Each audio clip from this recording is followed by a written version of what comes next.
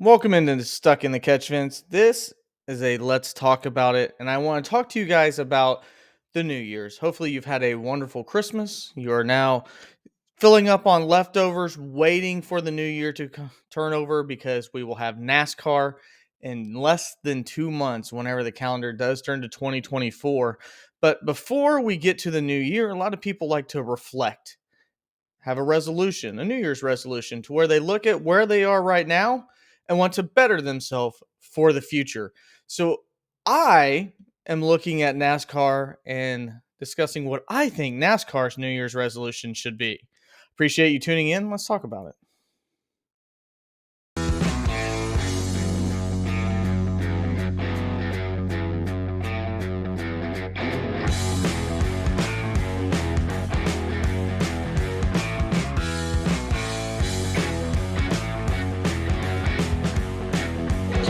Boogity, boogity, boogity. Let's go racing today, boys.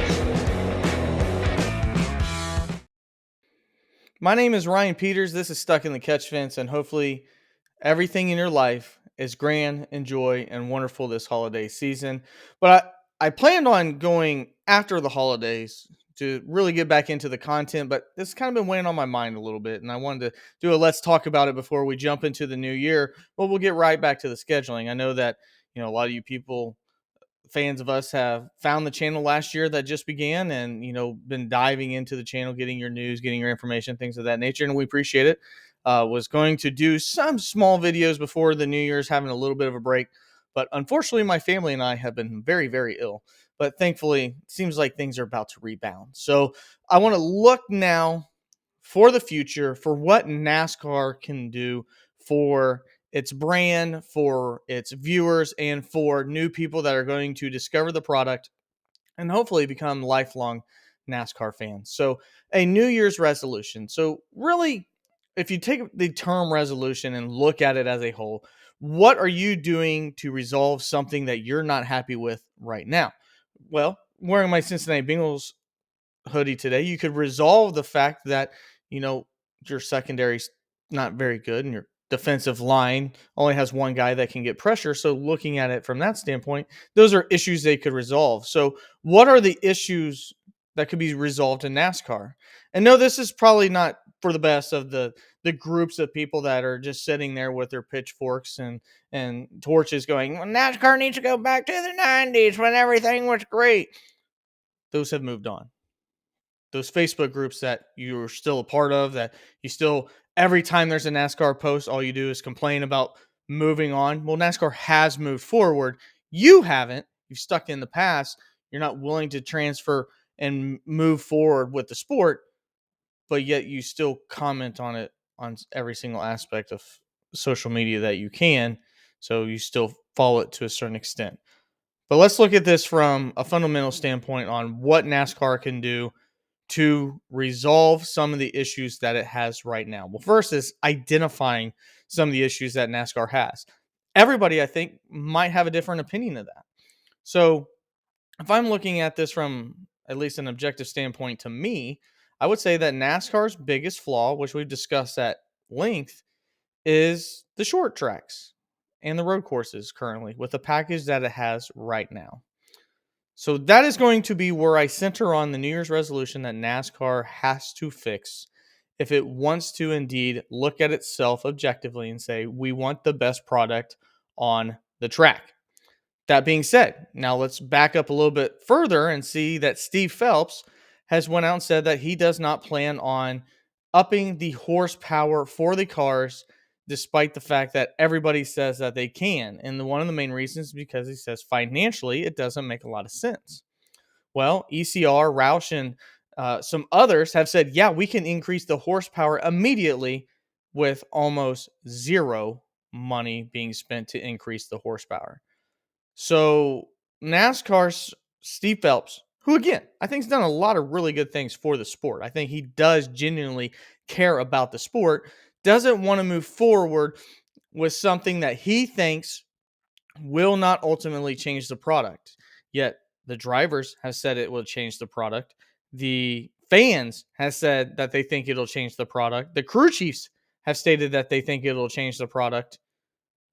But the guy that doesn't drive doesn't think it'll change the product. So, how can you resolve something that you don't believe is an issue? Well, they're still believing that the short track is an issue. Otherwise, they went to Phoenix and tried a brand new aero package. Did that help? Possibly. Is it going to help long term? Have no idea. But what we do know, looking at the past, what NASCAR was, and for all you people that do claim that the 90s were the best, well, the 90s and even earlier than that, the cars had much higher horsepower, 1,000 horsepower almost. Does that have to be where we have to be right now? I don't know. I don't know if that's the right answer, but sure as hell higher than what we have. So, New Year's resolution for NASCAR is to mainly look at Steve Phelps and look at all the people in the industry and saying, you can try this. And if it doesn't work, we collectively as fans will go, you know what? We appreciate you tried it. We appreciate you trying to resolve something, looking at yourself and notifying that there is an error. But the answer wasn't in this. You have done everything.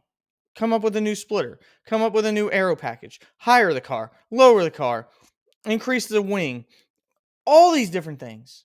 But the one thing you won't do is what all the drivers said that immediately will change this entire car. Now, looking at it from a fan standpoint, you talked about money. Okay. You don't want your teams spending more money. I got that. I understand that. NASCAR is a different type of sport where owning a NASCAR team isn't the most profitable thing. But your fans, you don't mind if they spend more money because you just made $7.7 billion on the new television package that we now have to find 5 different avenues, whether it be of streaming, of possible different cable services, to just find your product now. We're not even able to watch qualifying and practice on normal television. More often than not, it's going to be streamed, possibly on something called Max or whatever. So you want us to lay down our dollars to get regular television, which that is free, but you also decrease the amount of regular races that you'll have on regular television. So then you want us to get cable, which we got to make sure that it has Fox. We got to make sure it has NBC. Then you want us to stream to Amazon Prime, which, I mean, that's not cheap to get Amazon Prime. It is another service. I don't know that most people will pay that for just 5 races. Then we have to find Max because you're going to have races on TNT. But if we want to watch practice and qualifying throughout the year, it'll have to be on a streaming service that's not related to Amazon Prime during those certain amount of races. But if we're a fan of the Xfinity series, so I can watch guys like Ty Gibbs coming up through the ranks or Corey Heim, I'm going to have to get the CW, which not everybody has the CW, or Fox Sports 1 to watch trucks. So you want the people that make your product what it is, the ability to be a multi-billion-dollar industry, to pay more money, but you don't want to increase the horsepower that your fans have been clamoring for and that engine manufacturers, will say they can immediately do that and not cost any money. You don't want to do that for us. Okay. I get it. You want to go down different avenues to gain new fans. That makes a lot of sense. You've tried it with the Chicago Street Course. You've tried it with the Coliseum. Things that I thought initially would be really, really bad and have been pretty good. I'll say that. I've been telling you I've been willing to say that.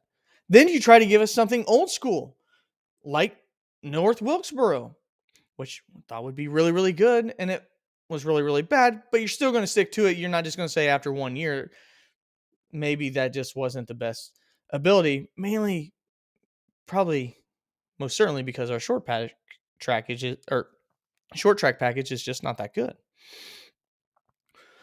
So everybody has to invest. NASCAR teams have to invest and lose money. The fans have to invest and lose money. But NASCAR, the sanctioning body, doesn't have to invest at all. I mean, I know you're trying to find different ways to make money to get new fans, but the one thing that we're almost universally positive about that will increase the product, that in turn, if people see a better product, will more likely get them to be a fan for life, what then is an increased revenue stream. You don't want to make that small commitment to us? I think the resolution needs to come from NASCAR that we have stuck by through thick and thin, through the highest of times, the lowest of times. That was NASCAR trying to find itself after Dale Earnhardt and a few others have left the sport. Your product has gotten much better, but you still have to do something for us as well. This is a give and take relationship. All good things have to come to a compromise. Yes, you keep talking about that next OEM. That right now is about as relevant as the tooth fairy. As a kid, we believe it, but right now, I just don't see any type of evidence that says that's going to be possible or that it's actually going to happen. So, NASCAR, Steve Phelps, I'm pleading. Look at yourself. Want to be better. Want to be the best possible sport you can be. I'm telling you, if baseball or basketball or football was like, hey, we can make a better football, but the laces are going to cost us a little bit more to make this football. But if we have it, it'll be a better product. Or if we make the basketball, made out of leather instead of made out of plastic, we think that the actual on court product would be better. NASCAR, by every means possible, has been told if you increase the horsepower, the product will be better. And they talk about dollar signs. But when it comes to their fans, don't worry about those dollar signs, guys. Just keep supporting us. NASCAR, want to be better. You have a resolution that's been given by plenty. Implement it. Give us the best possible product that you can. And I promise you, we as fans will repay it by showing up to the tracks like we did last year, by giving you the TV numbers that you want. Formula One won't compete unless you continue to do things like this that just keeps the sport stagnant at what is the lifeblood of your sport, the short tracks. So, again, that's my New Year's resolution. I wanted to talk about it. If you are new to the channel, these are different ways that you can find us here popping up on the screen. We have videos, live streams, chats throughout the week on Facebook. You can catch us at Stuck in the Catchfence, Patreon. We're there if you ever feel like the need to, donate to the cause. Never, ever do you have to. And also at Rumble. We're also possibly looking for another avenue that we could reach out to people as well. That will be coming up. Travis will be joining me here soon as well. We got a few things planned here for the off season, but at the end of the day, my last message is for you guys to have a wonderful New Year's. More importantly, stay safe, do the right thing. If you need somebody to help you get home, do the right thing. Make sure somebody helps you get home safely. Other than that, I hope you've had a wonderful holidays. We can't wait to get back to it. The new season in 2024 is upon us. So thank you all for tuning in to Stuck in the Catch Fence. I'll see you next time in the next video.